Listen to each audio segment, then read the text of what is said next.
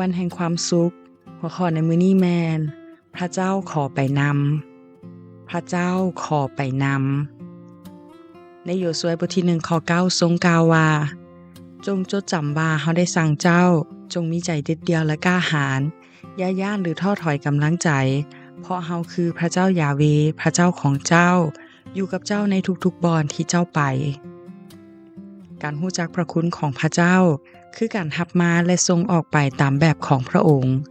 พระเจ้าได้เฮ็ดให้เฮาพ้นจากกฎแห่งความตายพระเจ้าได้บอกกับเฮาว่าเฮาอยู่กับเจ้า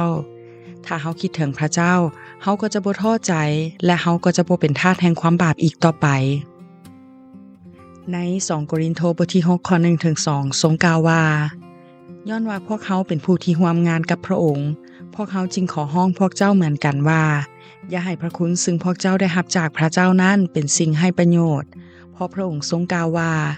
ในข่าวแห่งความกรุณาเฮาได้ฟังเจ้าในวันแห่งความพ้นเฮาได้ช่วยเหลือเจ้าไว้เบิ่งแม่เวลานี้มันข่าวแห่งความกรุณาเบิ่งแม่เวลานี้เป็นวันแห่งความพ้น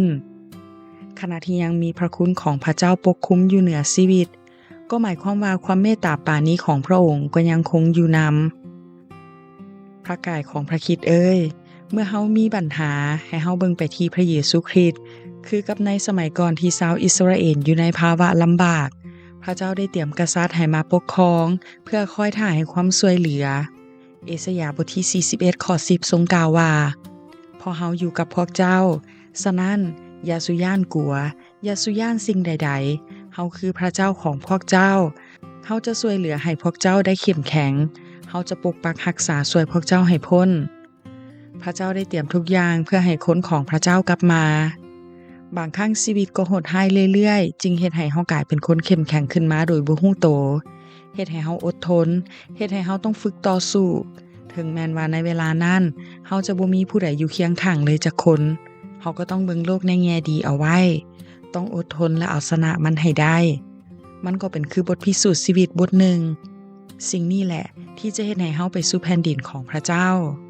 ในกิจการบทที่14ข้อ22ทรงกล่าวว่า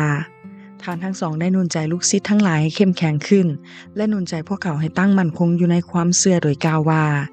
เฮาทั้งหลายต้องผ่านความทุกข์ลำบากหลายประการเพื่อจะเข้าไปในแผ่นดินของพระเจ้าพระเจ้าได้สัญญาไว้ส่วนตัวกับเฮาและเมื่อใดที่เฮาล้มลงก็จะรับและดึงเฮาให้ขึ้นมายืนใหม่อีกครั้ง